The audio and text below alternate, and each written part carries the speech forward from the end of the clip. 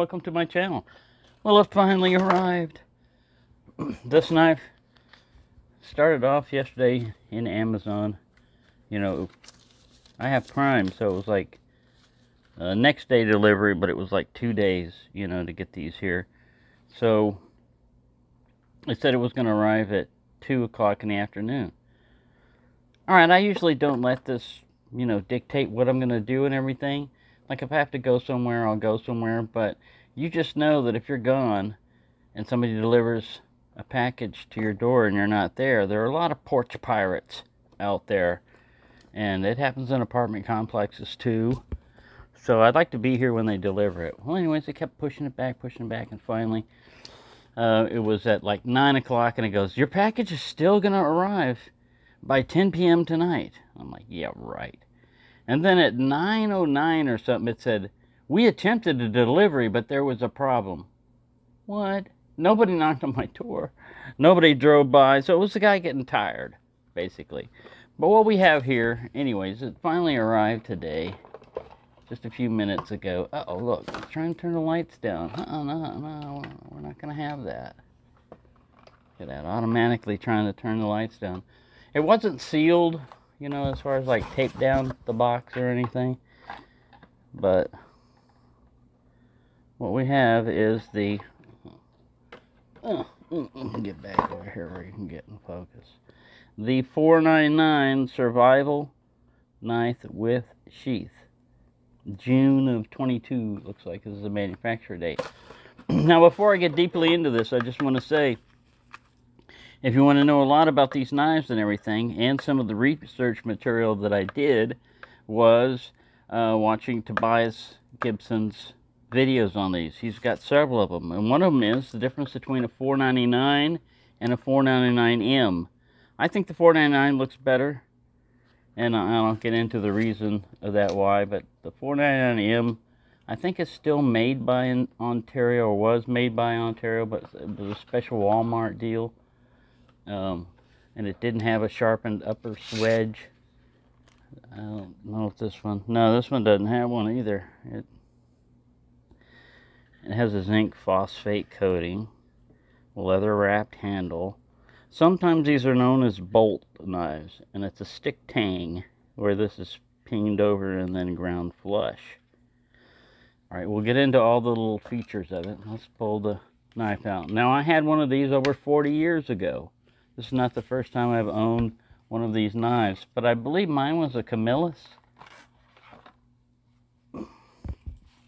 And I think my sheath was only partially metal. Like it went up here and just stopped over here. This one's all the way. I think it's aluminum. Riveted, anodized. Nice leather. Oh, yes. Genuine leather. And then you have a fairly coarse sharpening stone that comes in this little pouch. Now, this leather is untreated, alright? The handle is untreated. The leather right here is untreated.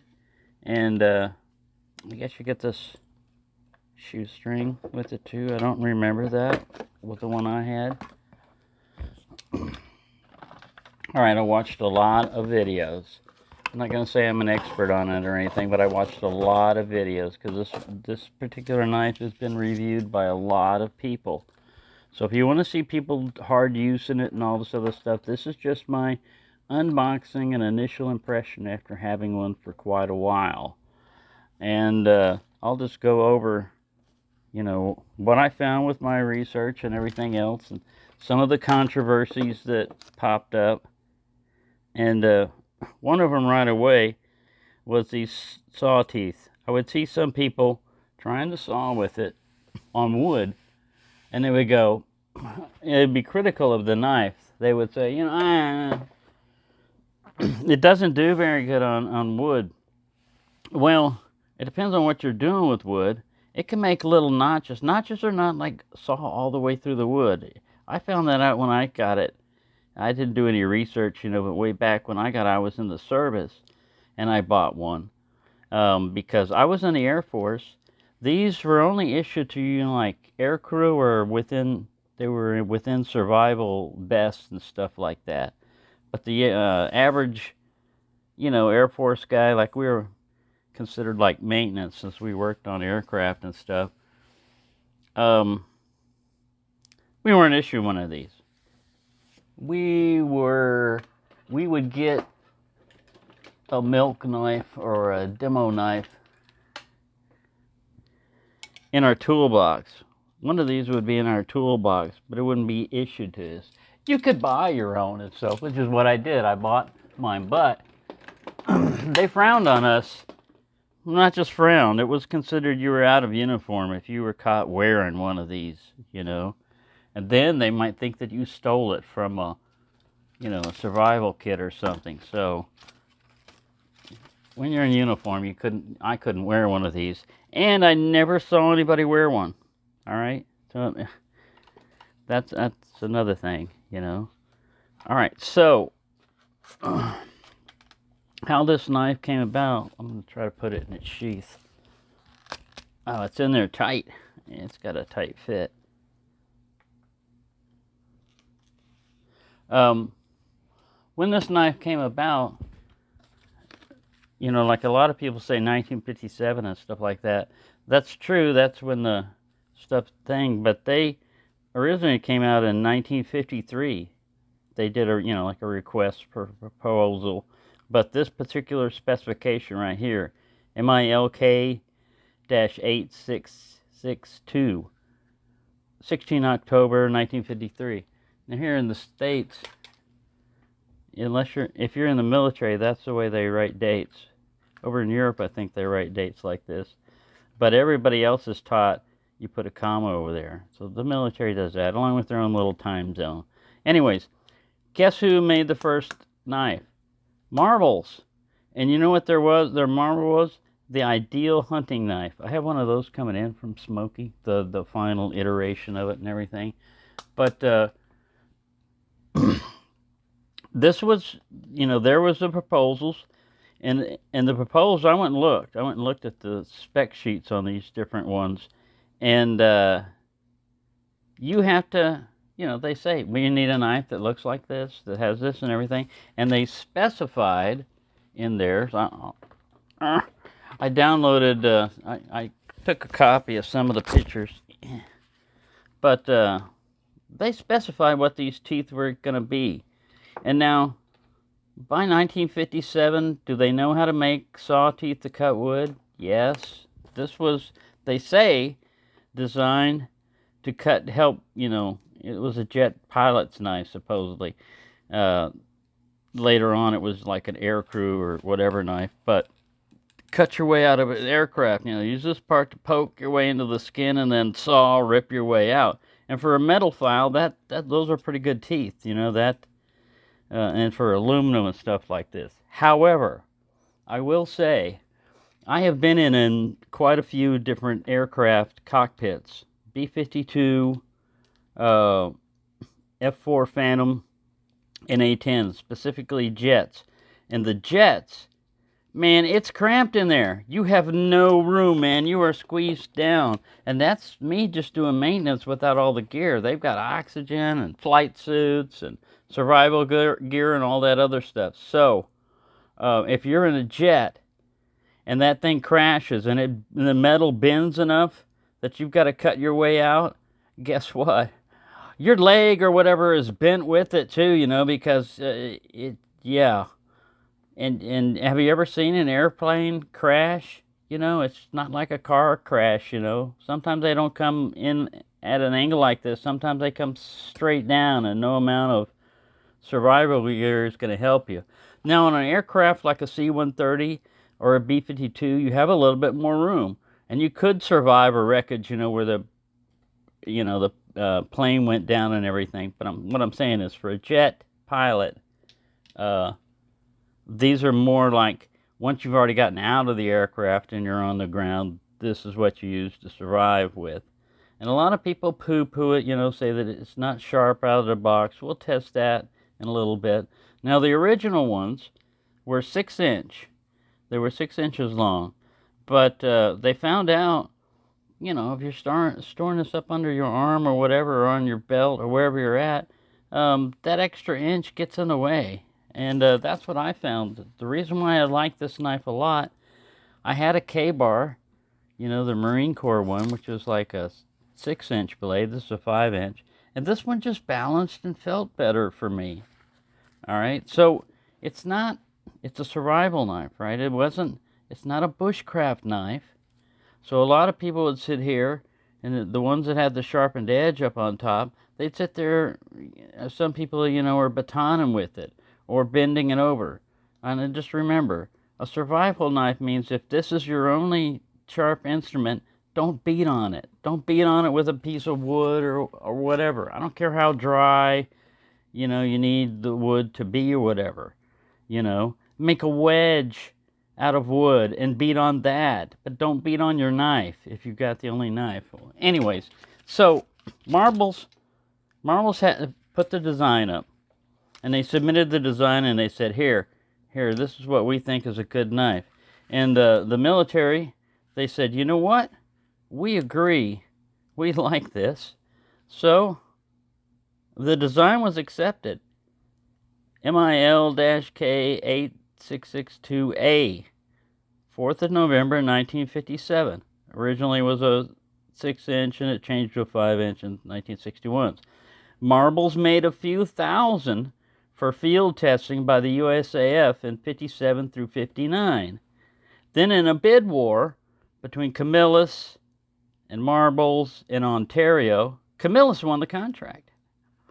And so Marbles was stuck with a lot of these knives. That's why some of them were commercial, and they weren't phosphate finished and everything. And it was just Marbles trying to unload some of their,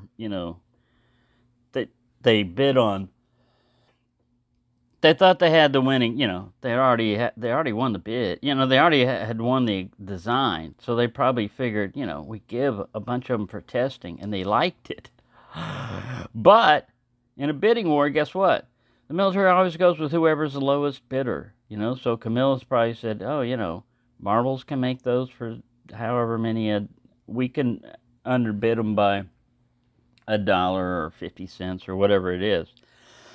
So they had that contract, and they made, Camillus made most of them, And then in 2006, Ontario became the current jet pilot survival knife, but they have changed. This is a very, as you see, this is a very dated design, but that's a national stock number, and MILK-E in 1974. All right, there's more. So like the saw, like I said, the saw, it says it's got, the teeth have got to be 60-degree angles, 3 32nd apart, and 1 64th deep. So that's not a wood cutting saw. They know how to make a saw by then. They were specifying.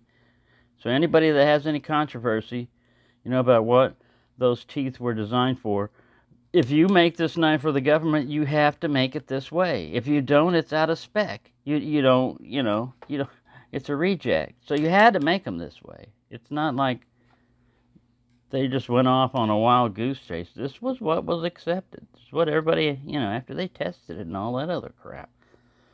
It had to pass cutting specs, and the cutting specs were 10 shavings, no less than 1/16 inch thick, 1/2 inch wide, from seasoned oak or some other similar hardwood, no less than a 30-degree angle. So you can't go really thin with trying to do feather sticks with it. No, you got to put 30-degree angle at least, and try to cut, this deep, 1/16 of an inch thick, 1/2 an inch wide. All right, and then this is what I was saying, like some misconception, myths, half truth, about the sawbuck.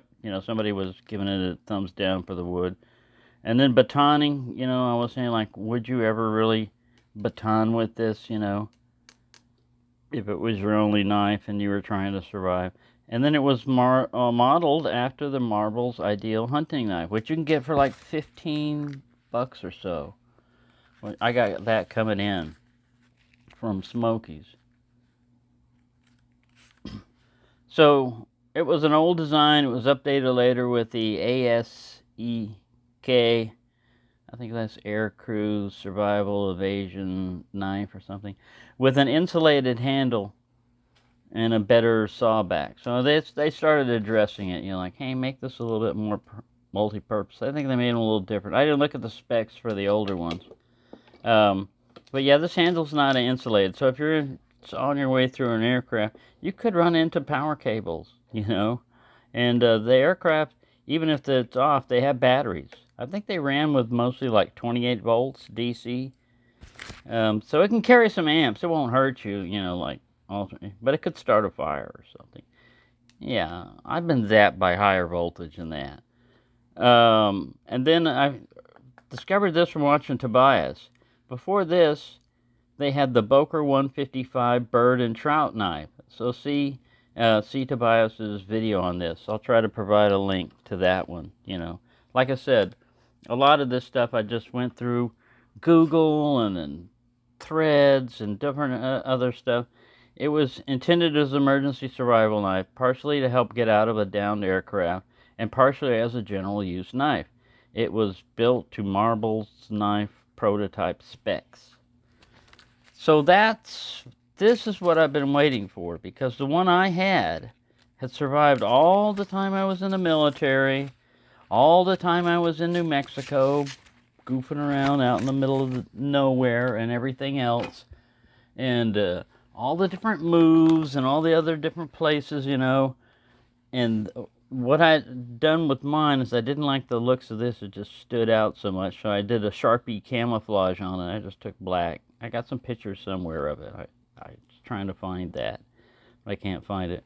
What I'm going to try to put on it is, and the reason why mine basically self-destructed was, it was in the back of my Jeep, and I had a leak on the back window of the Jeep and didn't know it. And so it was constantly dripping on this. And leather, especially untreated leather, and water are not friends with each other at all.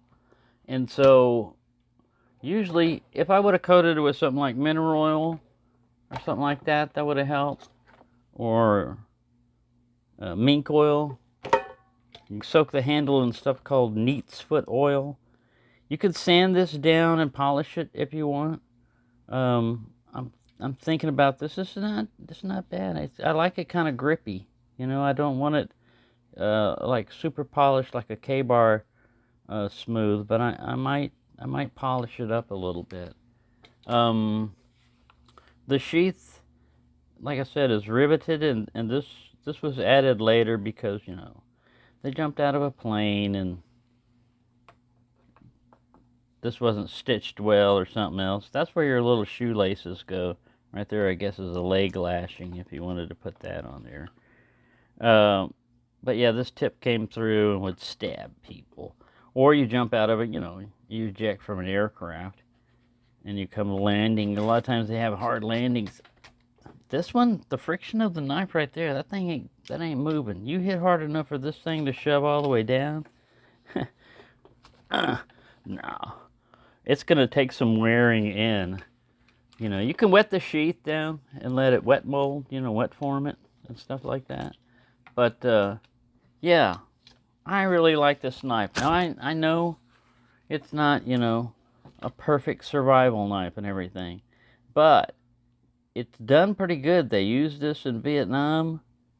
Right here, you just can use that lashing too to loop this around a stick and make an improvised spear.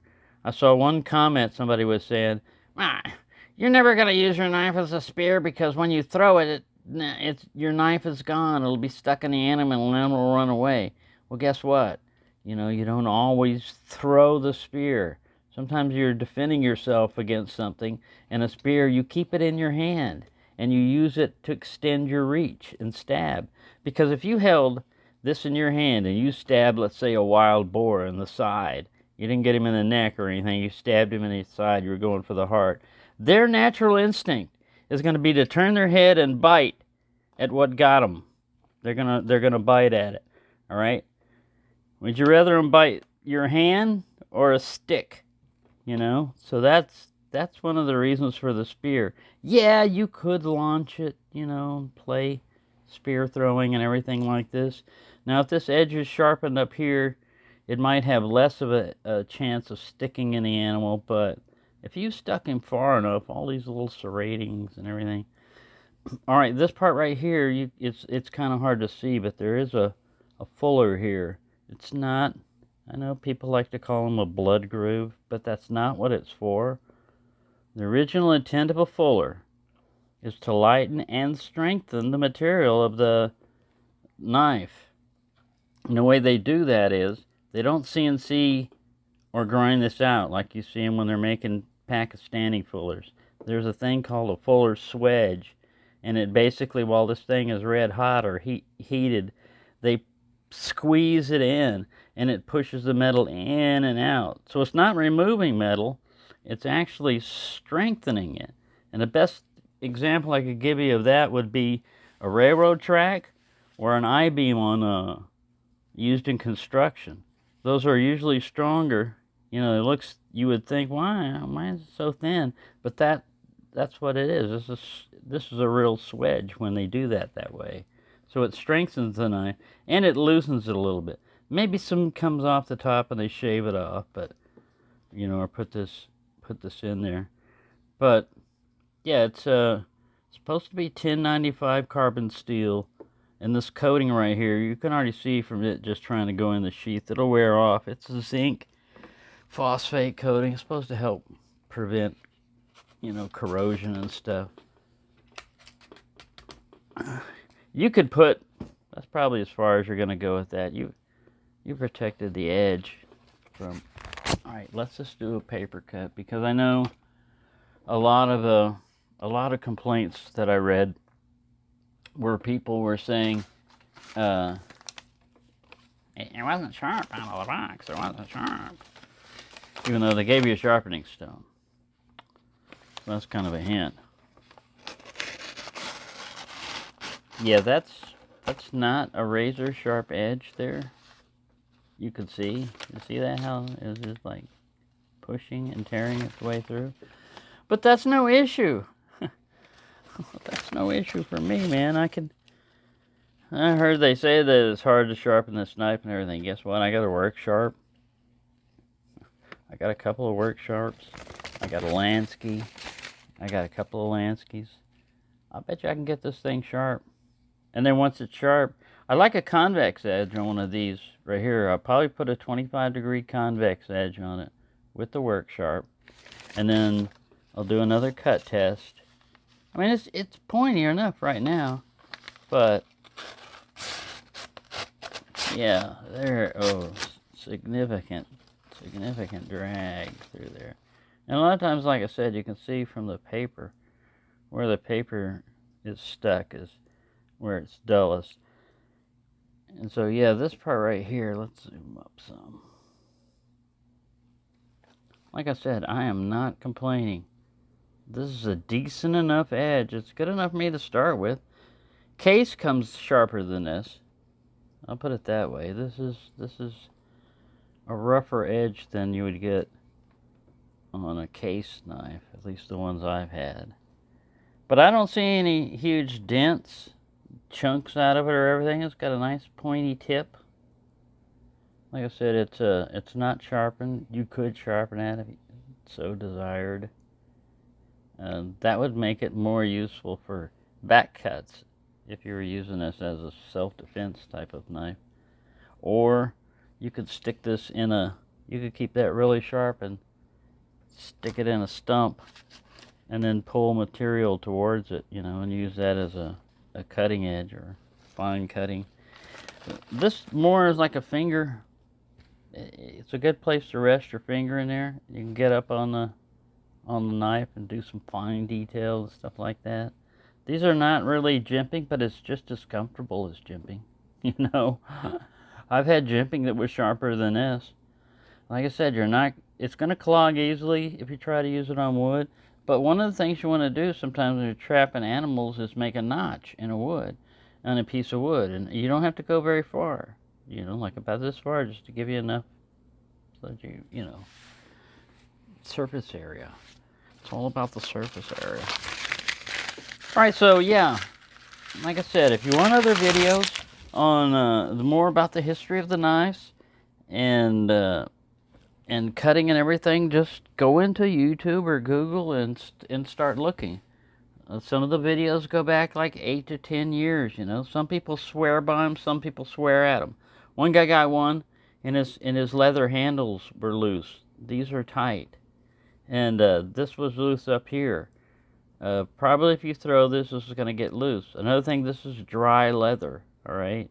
So if you get it wet, or if you get it soaking with, like, another thing is they would soak it in neat's foot oil. You just leave it in there, the stuff expands, and it'll tighten right up. There are ways to fix these, too. No, they're not necessarily. You know, I'm sure Joe X would be able to destroy one of these pretty easily. He's probably already done it. But yeah, I just love the iconic, you know, I was in the Air Force, like I said, for 6 years. And I had one of these, but like I said, I never once saw them.